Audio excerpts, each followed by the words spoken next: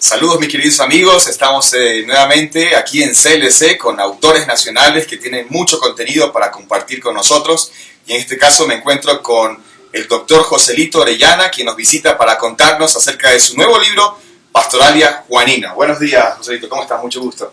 Muy bien, bienvenido también. Gracias. Muchísimas gracias por esta oportunidad, gracias Josué por la entrevista. Qué bueno.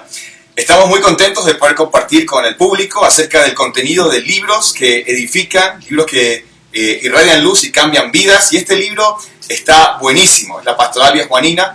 Tiene mucho contenido para un público muy especial y quiero que el autor mismo nos cuente acerca de este fabuloso libro que está como pan caliente, recién salidito. Joselito, cuéntanos un poquito acerca de este tema tan importante para la pastoral aquí en Ecuador. Bueno, los libros se dice que son como hijos de uno y este libro nació precisamente en el contexto pastoral. Nosotros somos misioneros por muchos años ya con mi esposa, con una organización de los Estados Unidos, pero hemos trabajado mucho en el campo de la consejería pastoral también. Y este libro nació en la capellanía clínica en el contexto de nuestro ministerio en HCJB hace muchos años, en las salas del hospital, en el contexto del sufrimiento, del dolor de la gente. Y uno de los libros que particularmente a mí, de la Biblia, que me asistieron, que me auxiliaron muchas veces en cuanto a consolar, en traer esperanza, dirección, orientación a los sufrientes, fue precisamente la literatura de Juan. Es decir, tanto el Evangelio cuanto las cartas y aún el libro de Apocalipsis, que asombrosamente es el libro más pastoral que encontramos en toda la Biblia. Increíble. Entonces, el libro nace un poco desde allá. Tiene un ancestro añejo, se puede decir, pero un poco es la continuación del libro anterior que hicimos sobre matrimonios y familias saludables. Y uno puede decir, ¿qué relación tiene lo uno con lo otro? Y hay una relación intrínseca bien importante, porque para Juan, uno de los ejes transversales, pastorales, es precisamente el matrimonio. Date cuenta que toda la literatura de Juan arranca y termina de la misma manera. Empieza con la concepción de un matrimonio, las bodas de Caná y todo eso. Y termina el libro de Apocalipsis maravillosamente pintando el futuro de gloria con otras bodas, ¿no? Las bodas del Cordero. Entonces, el tema de matrimonio es entrañable en la literatura de Juan. Aparte de que Juan mismo se inserta en este mundo como pastor. Que esa es una de las facetas muy, muy poco conocidas y yo diría poco exploradas del apóstol Juan. Siempre se habla de él como un teólogo, que lo es, un apóstol, pero un discípulo de Jesús, pero casi nunca hablamos de Juan como pastor. Y la verdad es que Juan, sobre todas las cosas, fue pastor. Y fue pastor por lo menos por 20 años en la ciudad de Éfeso. Y tiene muchísimo que decirnos en su literatura. Bueno, esa es una de las preguntas que quería hacerte, porque al escoger a Juan para darnos un esquema o un pantallazo acerca de toda la pastoral que él desarrolla, veo algo exquisito en el hecho de que Juan fue llamado hijo del trueno, ¿no? Con su hermano, y en un momento se convierte en un pastor y el discípulo amado por Jesús. Cuéntanos un poco acerca de esto, de esta transformación que hubo en el corazón de Juan, rastreando un poquito ese corazón pastoral que él tiene, que demuestra. Es una de las... Juan siempre se lo ha conocido como el discípulo del amor o el apóstol del amor. Y es legítimo decirlo, pero hay que considerar que no arrancó Juan allí. Juan arranca como todos nosotros, con un corazón endurecido, con un corazón impulsivo, irascible, insoportable, intolerante, pedante. Pues eso era Juan.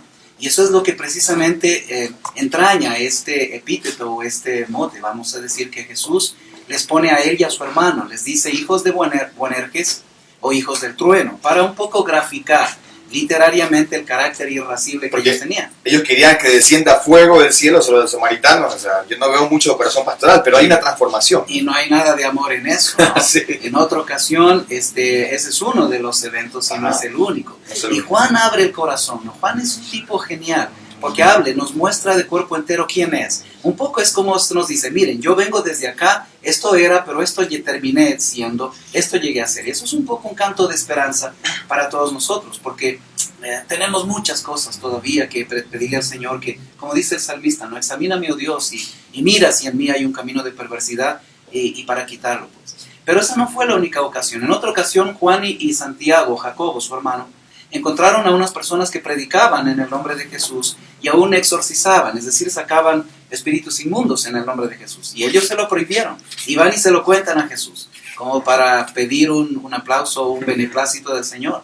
Y el Señor les dice, no lo hagan, porque el que está conmigo es, el que está contra mí, pues contra mí es. Así que no lo hagan, déjenlos que hagan.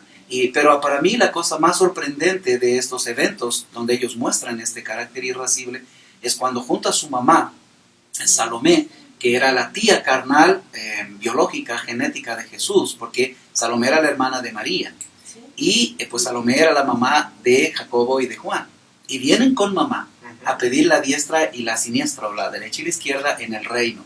Y todos conocemos ese evento, ¿no? Y Jesús les habla del bautismo, les dice que no entienden lo que están pidiendo, y el bautismo en el idioma griego, la concepción exegética profunda de bautizo en griego, del verbo bautizar, es sepultar, es morir. O sea, no tiene que ver realmente con un baño refrescante, o como un esnovismo religioso, como a veces en muchas iglesias se lo toma hoy, a veces muy estético. No, bautizarse en Cristo es sepultarse con Cristo. Es lo que Pablo grafica en Gálatas capítulo 2, versículo 20, ¿no? Con Cristo estoy juntamente crucificado. Así de simple.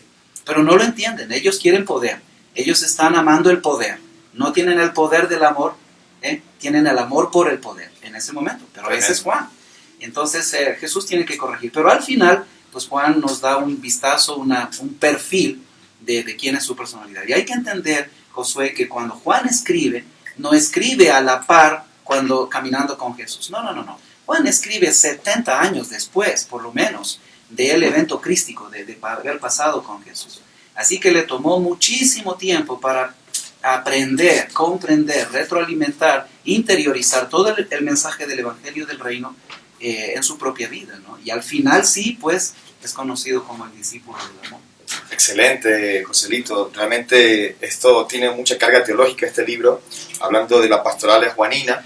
Y pensar en la actualidad, el día de hoy, en nuestro andar diario, en nuestra actualidad, año 2017, creo que es muy refrescante para los líderes, para pastores, para todo el equipo de liderazgo de las iglesias y de fundaciones y de organizaciones que trabajan con personas, el hecho de conocer un poco acerca de cómo Dios transforma esos corazones o esas mentes a través de la vida de Juan.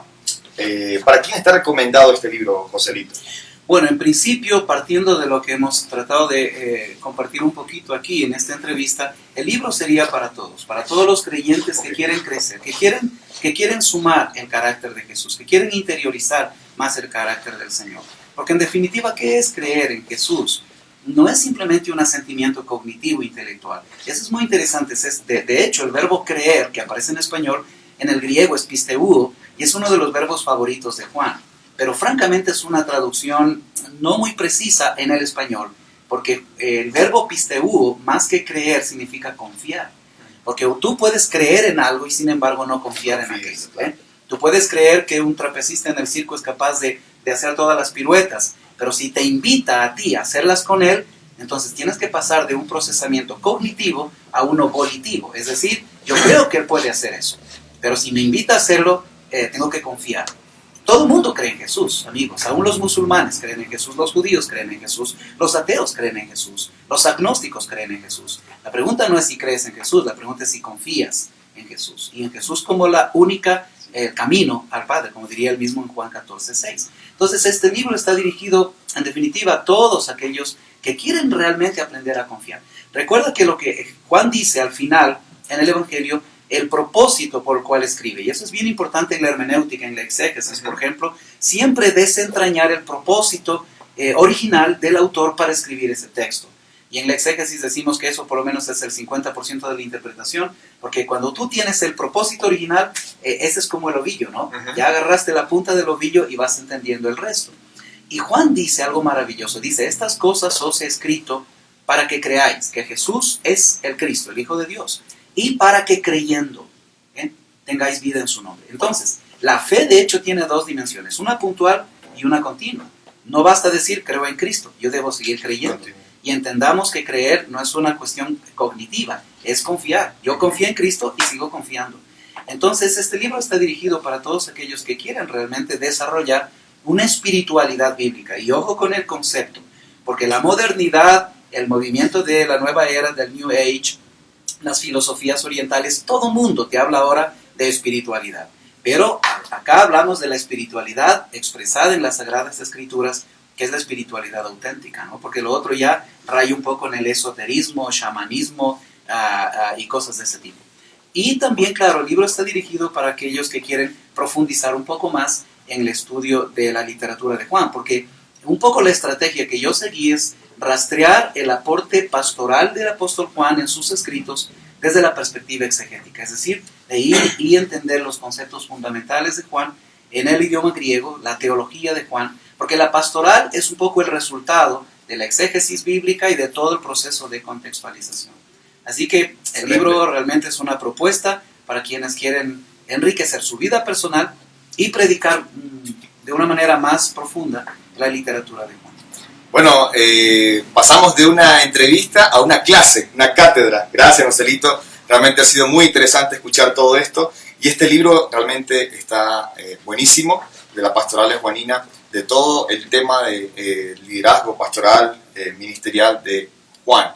Así que es una gran recomendación de parte de CLC, de parte de Joselito. Él es el autor. Y Joselito estará en una conferencia en estos días, el 30, si no me equivoco, el 30 de junio, una conferencia muy especial para padres e hijas. Así que extendemos de una vez la invitación. No la hacemos nosotros, pero estamos con el autor y el conferencista que la va a tener. Así que si quieren más información, sí podemos ayudarles con toda la información para que escuchen a Joselito Orellana en estos días. Así que ha sido todo por esta entrevista. Muchas gracias, Joselito. Un gusto siempre tenerte en casa. Es un placer, Josué. Esta es mi casa. Muchas gracias, exactamente. Así que, sin más, me despido. Que Dios les bendiga y que pasen muy bien. Hasta pronto.